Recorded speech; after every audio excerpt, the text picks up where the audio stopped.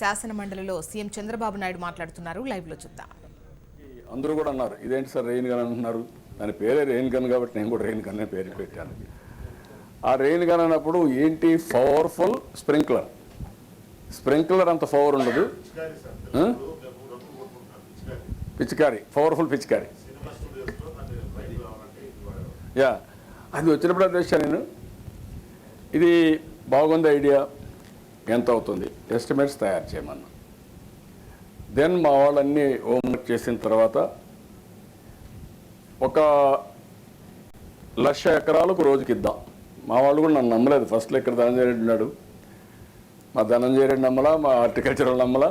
నేను చెప్తే ఇదేంటి సార్ ఇది అవుతున్నాయా, ఏంటి మీరు చెప్పేది అంత సాధ్యమైతే ఇంతవరకు అవ్వాలి కదా అని యాంగిల్లో అంటే కాదు, ఇట్ ఇస్ పాసిబుల్, మీరు కూర్చోండి డిస్కస్ చేయండి అని చెప్పి డిస్కస్ చేసిన తర్వాత వీళ్ళని ముందు మా వాళ్ళని నమ్మించిన నాకు కొంచెం టైం పట్టింది అధ్యక్ష. ఎందుకంటే వాళ్ళకి ఏంటంటే ఎప్పుడు జరుగుతుందని. బట్ ఫైనల్గా ఒక స్టేజ్కి వచ్చాం అధ్యక్ష. ఈరోజు మీరు చూస్తే ఇది ప్రెస్ వాళ్ళు వేశారు అధ్యక్ష. కరువుపై గన్ క్షేత్రస్థాయి నివేదిక, ఒక 8 మంది కరస్పాండెంట్స్ వచ్చి మొత్తం స్టడీ చేసి ఏంటి అధ్యక్ష చేసాం అధ్యక్ష. మీరు వస్తారనుకుని మీరు రాలేదు. స్పీకర్ గారికి ఒక కాపీ ఇవ్వండి. మాకు ఇంటిమేషన్ మిస్ అయ్యారు అధ్యక్ష. నేను వస్తారని అన్నారు, ఎట్లా మిస్ అయ్యారు నాకు తెలియదు. మీరు రావాలి మోర్ అప్రోప్రియట్. 240 వరకు అయింది ఇక్కడ హౌస్. అదే అధ్యక్ష. ఇప్పుడు చూసా అధ్యక్ష, నాకు కూడా అనిపించింది ఇది మోర్ అప్రోప్రియట్ అనిపించింది రాయలసీమకి. ఇంతవరకు రాయలసీమలో మనం గన్లే చూసాం, ఆ ఇల్లీగల్ గన్స్ అని. అవి కూడా నేను చాలా వరకు అణిచేశాను అధ్యక్ష. నేను వచ్చినప్పుడే నేను 3 సమస్యల పైన తీసుకున్నా నేను ముఖ్యమంత్రిగా ఉన్న ఫస్ట్ టర్మ్లో. 1 ఫ్యాక్షన్ పాలిటిక్స్ ఇన్ రాయలసీమ, ముఠా కక్షలు. 2 హైదరాబాద్లో మత కలహాలు. 3 నక్సలైట్స్ హింస. ఈ 3 కూడా నేను ఇది చేశాను. నాకు ఒక తృప్తిని కూడా ఇస్తుంది. అప్పుడు నేను ప్రారంభించినటువంటి కఠినమైన చర్యలు మంచి ఫలితాలు ఇచ్చాయి. ఇప్పుడు కానీ ఇవన్నీ జరిగితే రాయలసీమలో ఎవరైనా ఫ్యాక్షన్స్ కూడా రమ్మంటే ఎవరు రారు. డెవలప్మెంట్ మీద ముందుకు పోయే పరిస్థితి వస్తుంది దిశ. అక్కడి నుంచి ప్రారంభమైన ఐడియా 1,00,000 ఎకరాలు ఒక రోజున పంట ఎక్కడన్నా డ్రై స్పెల్ వస్తే దాన్ని రక్షించాలని పెట్టుకున్నాం. ఇప్పుడు పేరు కూడా పంట రక్షణ అనే పేరు పెట్టాం. రెయిన్ గన్ కానీ స్ప్రింక్లర్ కానీ పైపులు కానీ అందులో భాగంగా ఉంటాయి. పంట రక్షణ, పంట సంజీవని ఫామ్ పాండ్స్ కింద పెట్టుకొని స్ట్రక్చర్స్ అని పెట్టుకొని ఇది చేశాం. దీనిమైన దిశ మాకు కొంచెం ఆలస్యం కూడా అయింది. కొంతమంది విమర్శిస్తున్నారు, తప్పులేదు. ఎందుకంటే ప్రజల దగ్గరికి పోయినప్పుడు నేను చూశాను. మొన్న అనంతపూర్కి వెళ్ళాను అధ్యక్ష. ఇవన్నీ చూసిన తర్వాత ఇక్కడ మా ఎమ్మెల్యేస్ కూడా ఉన్నారు, నేను తప్పు పట్టలేదు. కానీ వాళ్ళకు కూడా ఇవన్నీ ఏమవుతున్నాయా ఎట్టవుతాయా అనే ఆలోచన ఉండేది. ఒకరోజు సాయంత్రం నాకు నిజంగానే బాధ కలిగి ఏంటి ఇవన్నీ డ్రై స్పెల్ వచ్చేసింది అంటున్నారు, మన వాళ్ళు ఏం చేస్తున్నారు అంటే అప్పుడు అంత మునుపు కూడా నేను ఫాలోఅప్ చేశాను అధ్యక్ష. నేను ఆర్డర్ ఇచ్చిన తర్వాత ఒక అతను కోర్టుకు పోయాడు. కోర్టు పోయి 1.5 month 45 days డిలే చేయించాడు స్టే తెచ్చుకొని. ఆ 45 రోజులు కాకపోయింటే ఒక 25-30 రోజుల ముందుగా నాకు ఆర్డర్స్ ప్లేస్ చేసి కానీ సప్లై వచ్చుంటే ఈరోజు ఈ డిలే కూడా జరిగేది కాదు.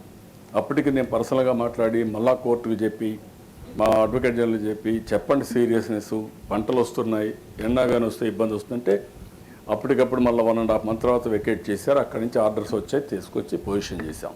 ఆ రోజు మా ఎమ్మెల్యేస్ అందరిని అడిగాను, మీరు మళ్ళీ నన్ను ఇన్పుట్ సబ్సిడీ నేను ఇవ్వను, మీరంతా ఏం చేస్తానో తెలియదు, ప్రతి ఒక్క ఎకరా కాపాడుకోవాలని వాళ్ళకి చెప్పాను. నెక్స్ట్ డే నేరుగా అనంతపూర్ టూర్కి వెళ్ళి దీనికోసమే వెళ్ళిన తర్వాత దేశాన్ని నేను చూసిన తర్వాత అక్కడ పరిస్థితులన్నీ ఫస్ట్ టైం కాబట్టి మా వాళ్ళకి సిన్సియారిటీ ఉంది, మా ఆఫీసర్లకు కానీ రాజకీయ నాయకులకు కానీ. అది చూసిన తర్వాత నాకు కొంచెం బాధ కలిగి వితిన్ 2 minutes దేశాన్ని నేను ఒక్క నిమిషం కూడా ఆలోచించలేదు.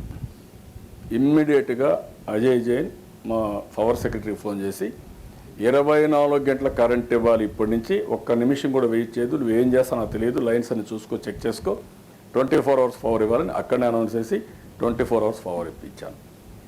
7 గంటలు ఆపరేట్ చేసే రెయిన్ గన్స్ అప్పటి నుంచి 14, అవసరమైతే ఓపికంటే 24 గంటలు వేసుకునే పరిస్థితికి వచ్చింది వాటర్ కండిషన్ బట్టి. అక్కడి నుంచి నేను సిఎస్ఎఫ్ ఫోన్ చేసి మీ ఆఫీస్లో కంట్రోల్ రూమ్ స్టార్ట్ చేయండి, నాకు కావాల్సిన ఐఏఎస్ ఆఫీసర్లు కావాలి, వాళ్ళందరినీ పంపించండి. అదే మరి ఒక 21 మంది ఐఏఎస్ ఆఫీసర్ని, మండలానికి ఒక గ్రూప్ 1 ఆఫీసర్ని, సమర్థులందరినీ పంపించండి. పంపించి ఇమీడియట్గా చేయాలని చెప్పి అక్కడికక్కడ అనౌన్స్ చేశాను. వాళ్ళని ఎక్కువ టైం ఇవ్వలేదు. రేపు ఉదయానికి ఇక్కడికి వచ్చి రిపోర్ట్ చేయాలి. No exemption for anybody. సాయంత్రం వాళ్ళు బయలుదేరాలి, రేపు మార్నింగ్కి రావాలని చెప్పాను. కలెక్టర్స్కి అందరికీ చెప్పి కంట్రోల్ రూమ్ స్టార్ట్ చేశాం. ఎక్విప్మెంట్ దిశ అప్పటికే నేను ఆర్డర్ ఇచ్చినటువంటి ఎక్విప్మెంట్ మీరు చూస్తే దగ్గర 13,344 రెయిన్ గన్స్, 13,334 స్ప్రింక్లర్లు, 3,50,000 వాటర్ క్యారింగ్ పైపులు, 8,053 ఆయిల్ ఇంజిన్లు మొత్తం కూడా ఆర్డర్ ఇచ్చాం. అవన్నీ కూడా మొబిలైజ్ చేశాను. నాకు ఇవన్నీ కూడా మేము పొజిషన్ చేశాం. జిల్లా రాష్ట్రంలో డిఫరెంట్ ప్లేసెస్లో పొజిషన్ చేశాం. ఎక్కడ కరువు వచ్చినా అంత మునుపు మీరు చూస్తే ప్రకాశం జిల్లాలో గుంటూరులో పంటలు ఎండిపోతూ ఉంటే అక్కడ ఆపరేట్ చేశాం. అక్కడ ఆపరేట్ చేస్తా నీళ్లు వచ్చాయి, ఆ నీళ్లు కొంత రిలీజ్ చేసి ఆ పంటలు కాపాడుకోగలిగాం. అక్కడి నుంచి అవి కూడా వర్షం పడింది, అక్కడి నుంచి మొబిలైజ్ చేశాం. రాష్ట్రంలో ఉండే రెయిన్ గన్స్ అన్నీ తీసుకొచ్చాం. ఇంకా చాలవంటే నేను ఇంకొక 500 అడిషనల్గా ఆర్డర్ ఇచ్చాను. అవి కూడా తెమ్మని చెప్పాను. ఇంకో 500 తెప్పించాం.